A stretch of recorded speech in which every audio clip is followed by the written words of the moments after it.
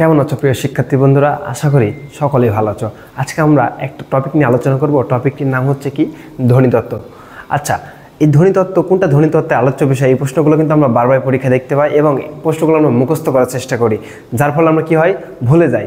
Just আজকে তোমাকে একটা টেকনিক দেবো, জাস্ট একটা টেকনিক, আর এই একটা টেকনিকের মাধ্যমে তুমি তোমার এই ধ্বনিতত্ত্বের আলোচ্য বিষয়গুলো ইজিলি উত্তর করতে পারবে যে কোনো পরীক্ষায়।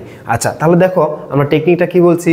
ধ্বনি বর্ণ অক্ষরে মূর্ধন্য এবং মূর্ধন্য ষ-এর সন্ধি হয়। কি বলছে দেখো তো, ধ্বনি বর্ণ অক্ষরে মূর্ধন্য এবং মূর্ধন্য ষ-এর সন্ধি হয়। যা সেটা একটা টেকনিকটা মনে রাখবে কি, ধ্বনি বর্ণ অক্ষরে মূর্ধন্য এবং মূর্ধন্য ষ-এর কি হয়, সন্ধি হয়। আচ্ছা, তাহলে দেখো এই যে ধ্বনি, এখান থেকে ধ্বনি অর্থাৎ ধ্বনি পরিবর্তন, কি বললাম, ধ্বনি পরিবর্তন।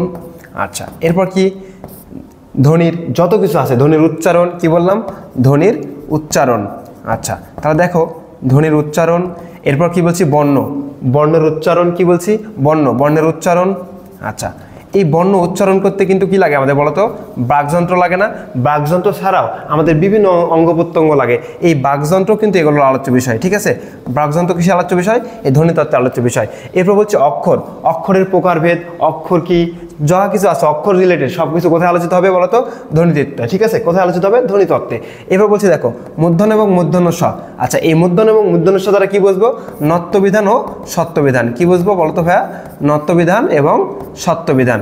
কারণ মূর্ধন্য ষ এবং মূর্ধন্য একটা বর্ণ, ঠিক আছে। আর আমরা জানি বর্ণ রিলেটেড সব কিছু কোথায় আলোচিত হবে? ধ্বনিতত্ত্বে। আচ্ছা, এরপর বলছি দেখো সন্ধি। আচ্ছা বলো তো ভাইয়া, সন্ধিতে কিসের মিলন হয়? অবশ্যই ধ্বনির মিলন হয়, তাই না? তাহলে সন্ধিতে ধ্বনির মিলন হয়, তার মানে ধ্বনি কতটা উল্লেখ আছে, তাহলে অবশ্যই এটা কোন তত্ত্বে আলোচিত হবে? ধ্বনিতত্ত্বে আলোচিত হবে।